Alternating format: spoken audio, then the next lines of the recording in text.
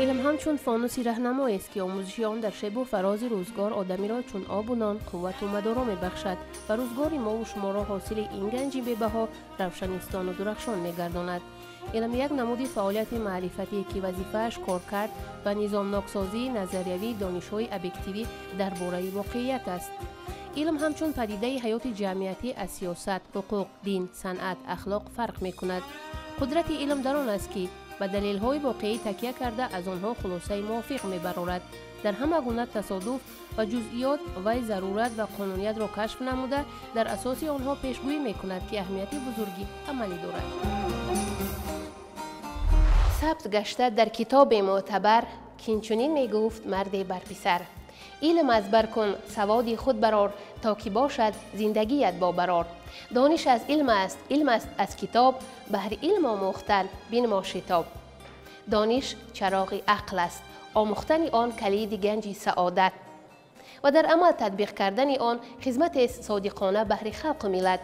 در برنامه نوبتی صاحب خیرت با قهرمان نوبتی آشنا می شوید، پس ما را همسفر باشید.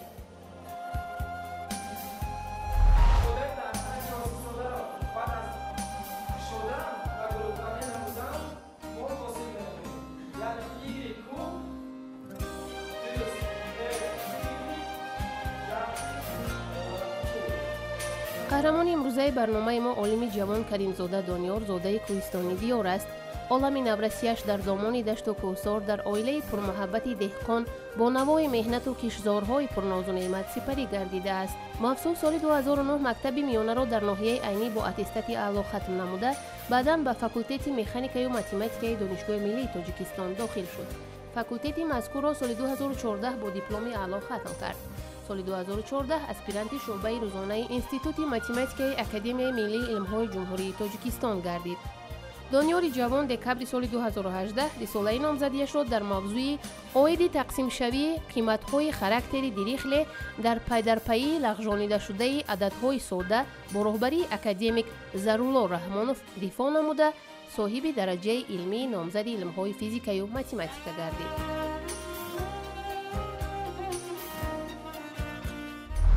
استقلالiyati davlatӣ барои рушди илм, маданият, маърифат, фарҳанг дар ҷумҳурии Тоҷикистон ниҳоят як такони бузург бахшид ва дар ин давра боиси ифтихор аст ки ниҳоят зиёд олимони ҷавони дониши зиёддошта, соҳибилм, соҳибмаърифат ба тарбия расиданд ва қаҳрамони имрӯзаи мо Каримзода Дониёр яке аз онҳо мебошад.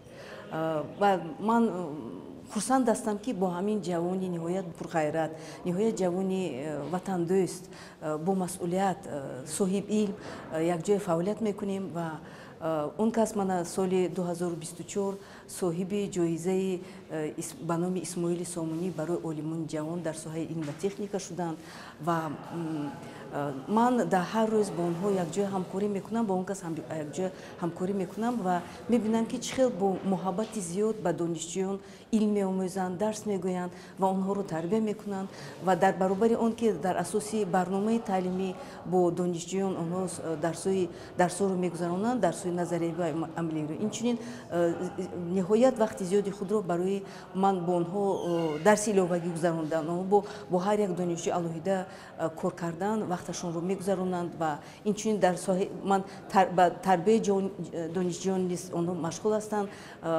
ҳам дар худи факултет ман дар кафедра ва инчунин бисёр вақт дар хобгоҳи донишҷӯён рафта тез онҳоро хабар мегиранд ва ман он кас барои ояндаи маориф ва илми ҷумҳурии Тоҷикистон бетараф нестанд. саҳми арзандаи худро барои рушди илм дар Тоҷикистон, махсусан барои илми рушди математика, ба рушди илми соҳаи назарияи ададҳо саҳми арзандаи худашонро қадам ба қадам гузошта истоданд ва боварии калон дорам ки дар оянда боз ҳам натиҷаҳои хуби илмиро ба даст меоваранд ва соҳиби унвон ва дарҷаи баланди илмӣ мешаванд. айни замон ин олими ҷавон дар мавзӯъҳои суммаҳои тригонометрӣ бо ададҳои сода, баҳои суммаи пурраи характерҳо, суммаҳои хатти характерҳо аз рӯи модули адади сода, тақсим шавии қиматҳои характери дирихле дар муаммоҳои аддитивӣ пайдарпайиҳои ададҳои натуралӣ таҳқиқот мебарад. ӯ муаллифи чандин китобҳои дарсӣ ва 40 асарҳои илмӣ ва илмию методӣ мебошад. қисмате аз мақолаҳояш дар маҷаллаҳои бонуфузи ҷаҳонӣ ба нашр расидаанд. инчунин ин кадри ҷавон дар чандин конференсияу семинарҳои байналмилалӣ дар шаҳрҳои Москва, Тула ва Душанбе бо маърузаҳои илмӣ баромад кардааст. каримзода Донёр Ҷалил яке аз мудирони ҷавон буда ба кафедраи алгебра ва назари ададҳо роҳбарӣ менамояд. ӯ хоксор меҳнатдӯст буда бо донишҷӯён, кормандон ва устодон муносибати хуб дошта дар коллектив обрӯи эътибор дорад. ин хусусиятҳои хуби Донёр Ҷалил фикр мекунам аз оилааш маншат гирифтааст. ҳангоми раиси шӯрои илмию методӣ факултет буданам на як бору ду бор ба дарси муаллим ворид гаштам ва бо боварӣ гуфта метавонам ки ӯ дар ҳақиқат педагоги хеле хуб мебошад. нисбат ба таълим гӯем ва пайваста бо илм ҳам ӯ машғул аст. зеро ӯ як мактаби бузурги академик Раҳмоновро хатм кардааст. дар конференсияҳои институти математикаи академияи миллии илмҳои Тоҷикистон бо тариқи онлайн дар семинари профессор Чубариков аз донишгоҳи давлати Москва фаъолона иштирок мекунад ва дар он ҷо баромадҳо мекунад. Донёр Ҷалил як маҳорати фавқулода дорад ки дар атрофаш донишҷӯёни пешқадамро ҷамъ мекунад ва ба олимпиада тайёр мекунад. ман тавре медонам чандин шогирдони ӯ дар ҷумҳурӣ дар сатҳи донишгоҳӣ ва ҷумҳурӣ ҷойҳои намонро ишғол кардаанд. яке аз онҳоро номбар кард метавонам ки бо дипломи аъло тамом кард ин Қосим Муҳибулло. чунин шогирдони ӯ бисёр аст. дар ҳақиқат аз худи устод вобаста аст. агар устод тавонад бо маҳорати худ бо ҳунари худ донишҷӯро дар атрофа ҷамъ кунад, кор аз ҳама беҳтар мешавад. дарёфти ҷоизаи давлатӣ ба номи Исмоили Сомонӣ ки барои муҳаққиқону олимони ҷавон дар соҳаи илму техника ва дастовардҳои илмии онҳо аз ҷониби президенти мамлакат муҳтарам Эмомалӣ Раҳмон дар соли 1998 таъсис дода шудааст, барои ин математики ҷавон соли сипарӣ гардида насиб гардид.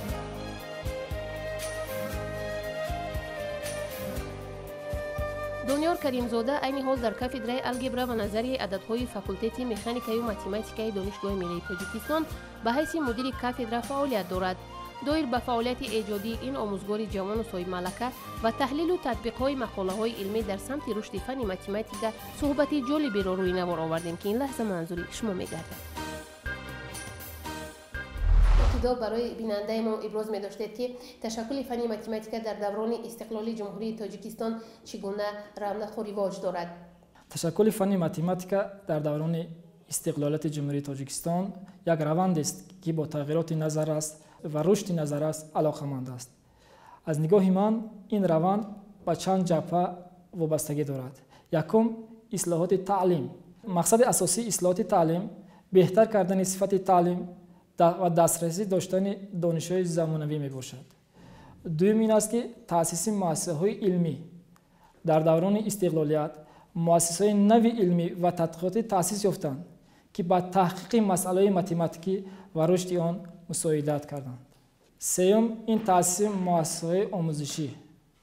در دوران استقلالات جمهوری تاجیکستان مرکزهای مخصوص آموزشی متماتیکی تأسیس یافتند که به دانشجویان و معلمان امکانیت می‌دهند که با اصولهای نوین آموزش شناس شوند. این مرکزها برای رشد قابلیت مهارت دانشجویان کمک می‌رسانند. و دیگرش این است که آزمون‌ها و المپیادها. اشتراک در آزمون‌ها و المپیادهای متماتیکی بین‌المللی برای دانشجویان امکانیت فراهم آورد که تا قابلیتشان را سنجیده با دیگر کشورها رقابت کنند. این آزمون‌ها نه تنها برای رشد شخصیت دانشجویان مهمند، بلکه برای بلند برداشتن مقام کشور در ساحه علم نیز اهمیت دارند. در مجموع تشکل فن متماتیک در دوران استقلالیت جمهوری تاجیکستان این یک روند دینامیکی میباشد که با اصلاحات، رشد مؤسسه‌ها و استفاده تکنولوژی معاصر علاقمند است. این روند نه تنها برای رشد فن متماتیک کمک می‌رساند، بلکه برای رشد عمومی در عموم جامعه نیز اهمیت کلان دارد. طی سال‌های آخر چندین آزمون‌های علمی و معرفتی در کشور راه اندازی گردیدند و این لحظه می‌گفتید که تأثیر آزمون علم فروغ معرفت به فن‌های دقیق چگونه مساعدت کرد؟ تأسیس آزمون‌های جمهوری این فروغ معرفت، فروغ سپیدانه کتاب است، تاجیکستان وطن عزیز من و چندین آزمون‌های دیگر به نسل جوان تاجیکستان در دوران استقلالیت یک اقدام مهم و ثمره بخش می‌باشد. این آزمون‌ها با مقصد رشد قابلیت اینتלקتوالی، ایجادکاری و تحقیقات جوانان تأسیس یافتند. وابسته به این میتوان چند جنبه اساسی را تاکید کرد. یکم این است که تحکیم معرفت. آزمون‌ها امکانیت می‌دهند که دانشجویان در ساحه‌های گوناگون علمی از جمله متماتیک، فیزیک، شیمی و دیگر فن‌ها دانش خود را سنجند. این روند با بلند برداشتن سطح معرفت و دانش‌های علمی نسل جوانان مساعدت می‌کند. از جمله رشد ایجادکاری. آزمون‌ها نه تنها برای سنجیدن دانش، بلکه برای رشد ایجادکاری و فکری مستقل نیز اهمیت دارد. جوانان در آزمون‌ها امکانیت دارند که ایده‌های نو و یا لایحه‌های خود را پیشنهاد نمایند. و از همه مهمش مناسبت به تحقیقات. آزمون‌های علمی جوانان را به تحقیقات عمیق‌تر در ساحه‌های گوناگون تشویق می‌کنند. این روند می‌تواند به پیدایش لایحه‌های نو، یعنی لایحه‌های نو اینوواسیونی آورده رساند. طی سال‌های اخیر محبت نسل جوان به فن‌های دقیق افزوده است. امروز می‌گفتید که محبت دانش‌اندوزی دانشجویان نسبت به فن‌های دقیق از کجا سرچشمه می‌گیرد؟ محبت دانش‌اندوزی دانشجویان نسبت به فن‌های دقیق از یک چند منبع‌ها سرچشمه می‌گیرد. این منبع‌ها می‌توانند شامل تجربه‌های شخصی آموزگار، آموزش در مکتب، تأثیر بی‌واسطه معلمان، کتاب‌ها و منابع اینترنتی باشند. همچنین محیط اجتماعی و فرهنگی نیز نقش مهم دارد که چگونه جوانان به فن‌های دقیق توجه ظاهر می‌نمایند. در اینجا ما دو نقطه اساسی را ذکر می‌کنیم. یکم این آموزش در مکتب. معلمان و متدولوژی تعلیم می‌تواند تأثیر کلان داشته باشد. اگر معلمان فن‌های دقیق را با شوق و ایجادکاری آموزانند، این می‌تواند محبت دانشجویان را به این فن‌ها افزایش دهد. و از همه مهمش تأثیر محیط عائلوی. عائله‌هایی که به علم و تحصیل اهمیت زیاد می‌دهند، می‌توانند فرزندان خود را به آموزش فن‌های دقیق تشویق کنند. میزان دسترسی کتاب‌ها و منبع‌های علمی در خانه نیز می‌تواند تأثیر کلان رساند. با روند به میلان سرعت علم و تکنیک باید چگونه متد تعلیم درسی استفاده شود تا دانشجویان آن را از خود کنند؟ واردشوی جمهوری تاجیکستان با روند بلند همکاری طرف‌زیچ بین‌المللی در ساحه تحصیلات فهمیش عمیق روند آماده‌سازی متخصصان را طلب می‌کند.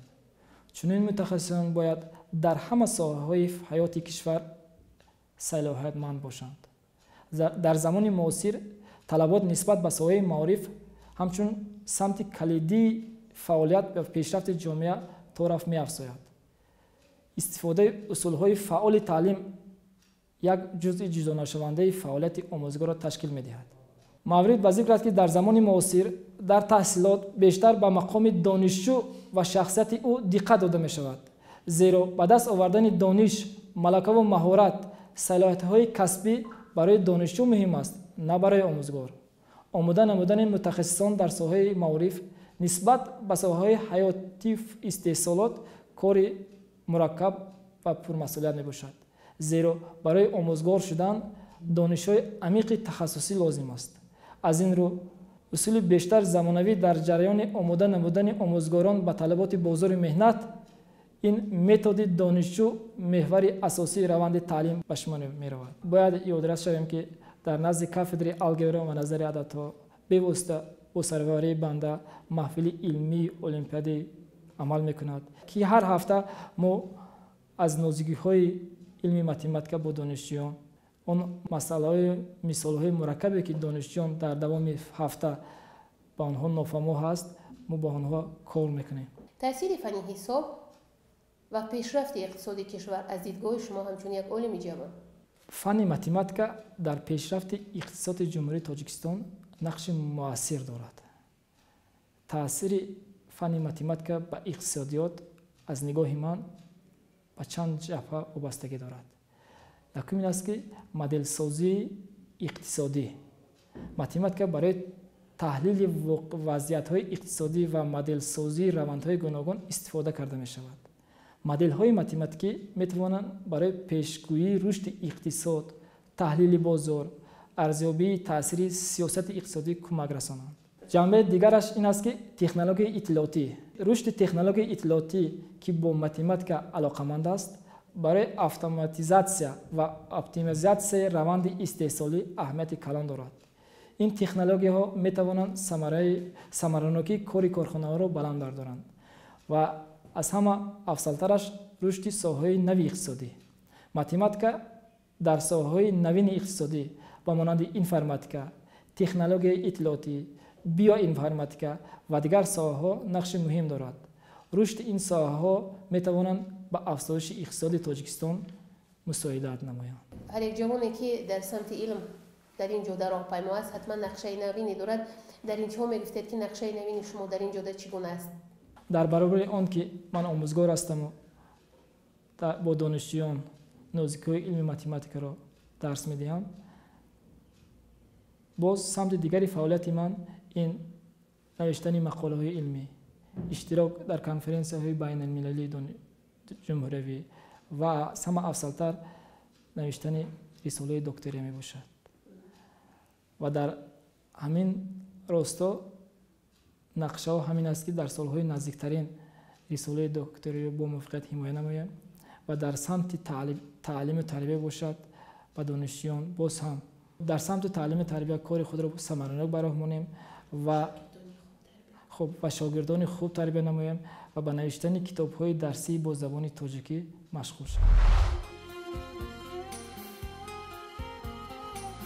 چنانه که به همگان معلوم است، آزمون جمهوریوی علم فروغ معرفت تحت سرپرستی پرزیدنت جمهوری تاجیکستان محترم امامعلی رحمان با مقصد عملی سازی 20 ساله آموزش و رشد فن‌های طبیعت شناسی دقیق بر ریاضی در ساحه علم و معارف راه اندازی گردیده است. باید تذکر داد که آزمون مذکور با مقصد رشد تفکر تکنیکی، وسیع نمودن جهانبینی علمی، دسترسی پیدا کردن به تکنیک و تکنولوژی، توسعه اختراع‌کاری و نوآوری، پیوست علم با استحصالات، جلب بیشتر خوانندگان و دانشجویان و دیگر قشرهای جامعه به آموزش فن‌های ریاضی دقیق و طبیعی، همزمان دریافت استعدادهای نو در این سمت همساله باید گذرانیده شود. فعالیت پرثمر این عالم جوان در آماده نمودن متماتیکان جوان خیلی نظررس است. سالهای آخر با تشبوس به واسطه پرزیدنت جمهوری تاجیکستان در سطح جمهوری و اینچنین در آزمون‌های بین المللی بسیار چاره‌بینی‌های زیادی برگزار می‌گردد و جوانان تاجیک در همین آزمون‌ها فعالانه اشتراک می‌نمایند. از جمله با تشبوس پرزیدنت جمهوری تاجیکستان برگزار گردیدن آزمون‌ها در سمت علم‌های دقیق، خصوصاً علم‌های ریاضی، باعث تحسین و دستگیری ها می باشد، زیرا در چنین آزمون ها چهره های موفق، چهره های نو روی کار آمدند و آنها در آینده می توانند برای رشد و نموی تاجیکستان عزیز سهم ارزنده خود را گذارند. کریمزاده دانیار یکی از جوانان خیلی بالایاقت بوده. از سال 2021 وظیفه مدیر کافدره الگبرا و نظریه عددها را در دانشگاه ملی تاجیکستان پیش میبرد که این کافدره یکی از کافدره‌های بازوی در فاکولته به حساب رفته در آماده نمودن کادرهای بلند اختصاص سهم ارزنده میگذارد. کریمزاده دانیار زیر راهبری یکی از اکادمیک‌های معروف جمهوری استاد رحمان زهرالله به فعالیت علمی پداگوژی مشغول بوده. در این سمت کارهای زیادی را به سامان رسانیده است. همین натиҷаҳои хуби фаъолияти кории Каримзода Дониёр аст ки дар озмунҳои сатҳи ҷумҳуриявӣ ва байналмилалӣ шогирдони ӯ пайваста сазовори ҷойҳои якум ва дуюм ва инчунин ҷойҳои ифтихорӣ мегарданд.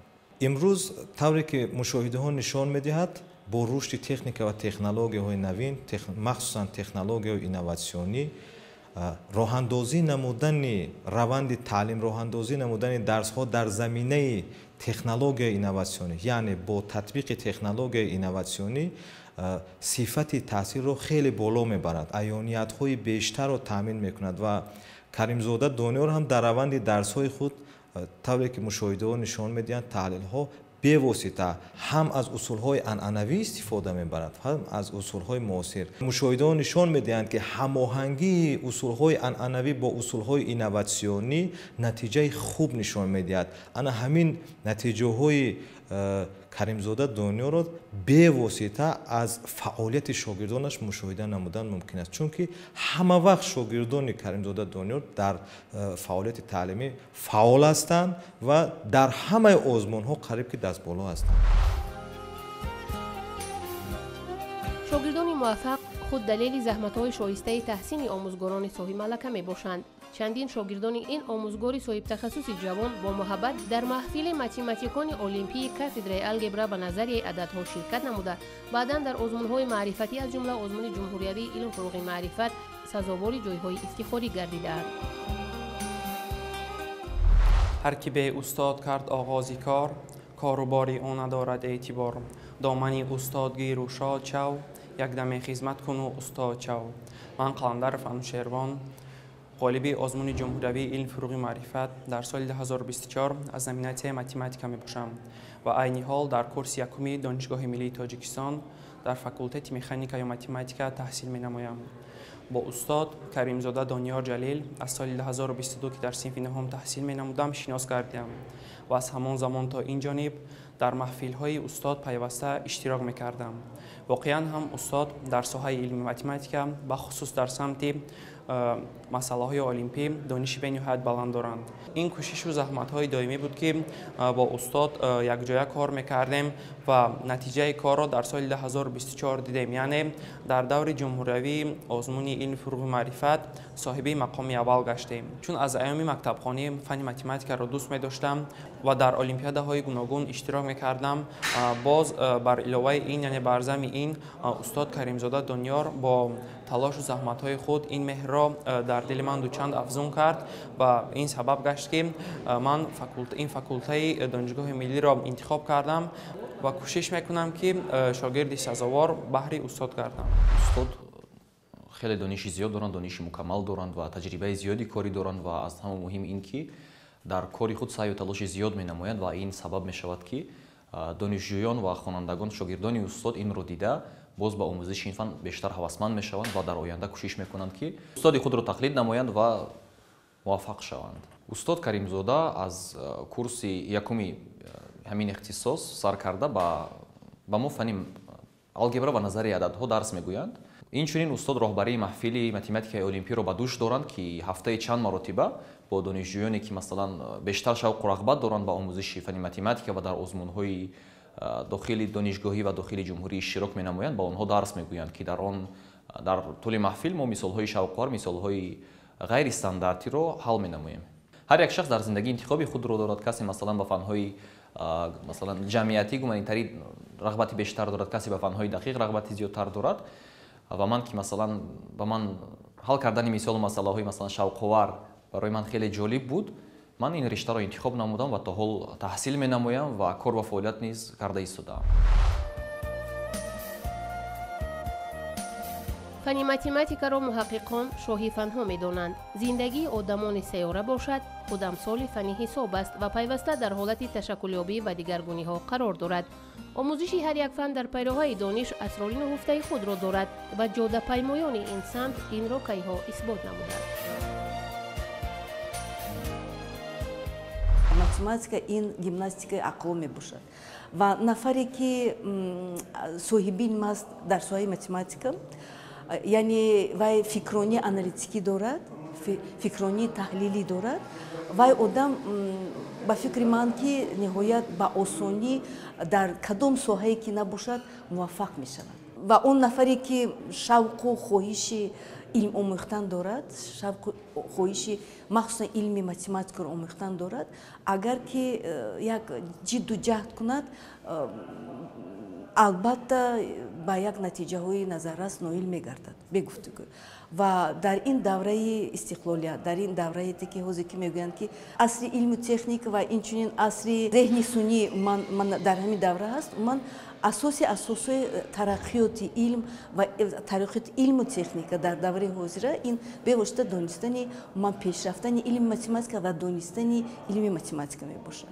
ва дар ин соҳа барои ман дар оянда баланд бардоштани сатҳи никоҳҳаволи мардум бевосита бояд ки зиёд корхонаҳои истеҳсолӣ фаъолият кунанд ва насли ҷавони мо бояд соҳиби илм бошанд ки дар ин корхона истеҳсолӣ ки аллакай техникаю таҷҳизотҳои навтарин дар он ҷо ҳаст, бояд соҳиби илм бошанд, соҳиби маърифат бошанд ки дар он ҷо кор карда тавонанд ва сатҳи зиндагии худашонро бардошта тавонанд.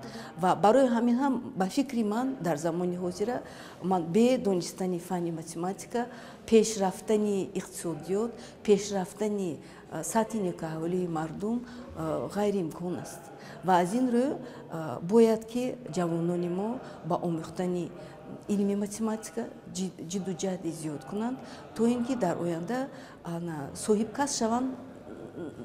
зарур нест ки математик шаванд. Дар соҳаи илмҳои дақиқ, дар соҳаи чи физика бошад, чи химия бошад, чи биология бошад, чи ҳамаи ихтисосои муҳандисӣ бошад, ва ман дар соҳаи истеҳсолат донистани математика ман калиди пешравии ин ё он нафар мебошад.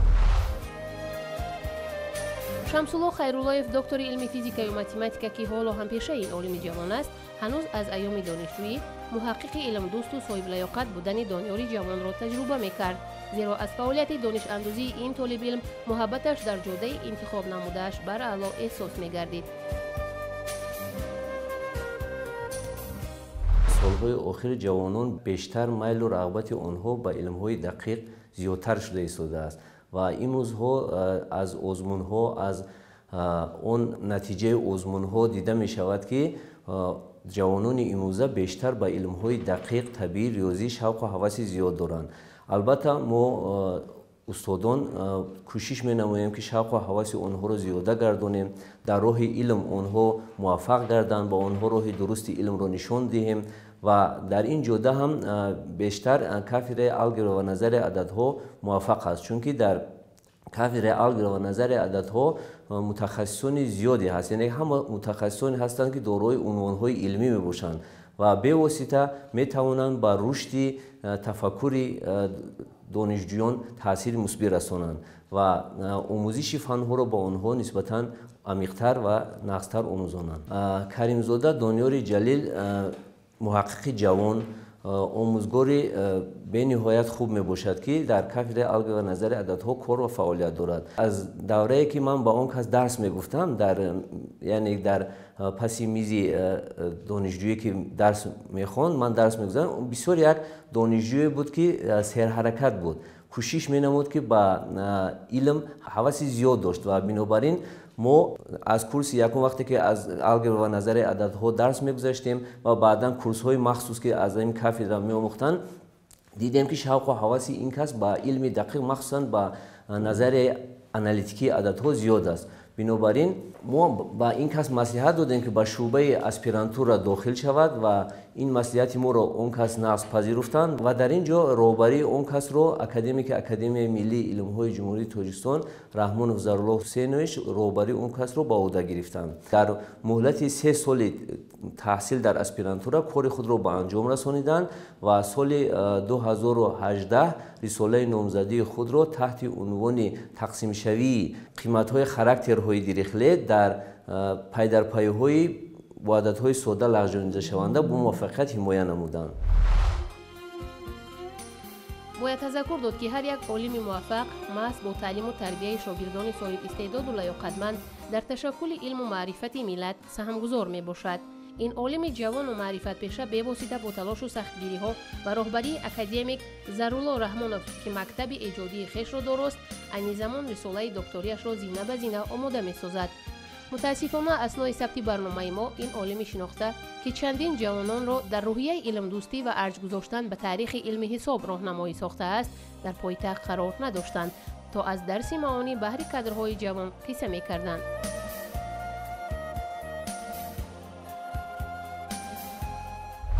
من شاد از آن هستم که مکتبی یکی از اکادمیکان اکادمی علم‌های جمهوری تاجیکستان دکتر علم‌های فیزیک و متماتیکا پروفسور رحمانوف ظهرالله حسینوف را گذاشته. واقعا استاد را حاجت به معرفی نیست، زیرا حوزه علمی استاد نه اینکه در جمهوری تاجیکستان بلکه بیرون از تاجیکستان شناخته شده است. استاد را حوزه‌های علمی به مانند فدراسیون روسیه، آمریکا، چین، انگلیا و دیگر حوزه‌های بیرون از تاجیکستان میشناسند.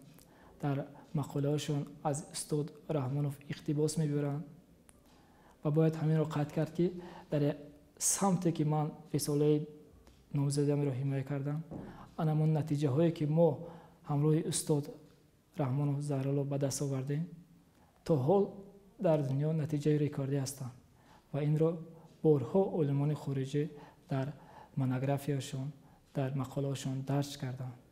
مکتب استاد رحمانوف ظهرالله حسینویچ در تاجیکستان یکی از مکتب‌های شناخته شده می باشد. تحت رهبری استاد زیاده از 25 نفر رساله‌های نامزدی را حمایت کردند.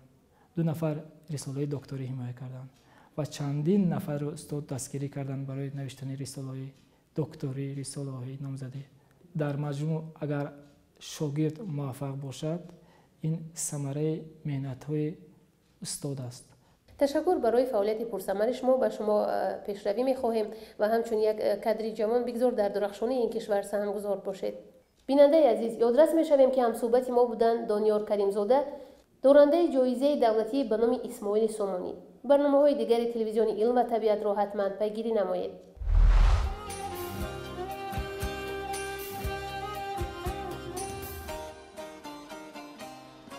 آموزش هر یک فن در پیراهه تعلیم روش و اسلوبی به خود خاص را داشته از دانش آموزان ملکه و مهارت خاص را تقاضا می نماید. اگر شخص در کسب اختیار نمودش محبت و رغبت و فهمیش و درک واقعی نداشته باشد، متخصص ساحه شدنش غیر امکان است. با پیشرفت با سرعت علم و تکنیک معاصر، طلبات باشندگان سیاره نیز به مراتب عوض می شود و می افزاید. علم‌های زمان پیوسته در حالت رشد و تشکلیابی بوده، نوگانی‌ها را دنباله‌گیری می نمایند. مسلم است که اختراعات در این سمت به سابقه انکشاف می یابد. پس هر یک دانش آموز باید همقدمی زمانی خویش باشد. پس امروزها باید هر یک دانش آموز همقدمی زمانی خویش باشد و ساحه انتخاب نموده خویش را هرچی ژرف‌تر و عمیق‌تر آموزد تا در جامعه موفق شود.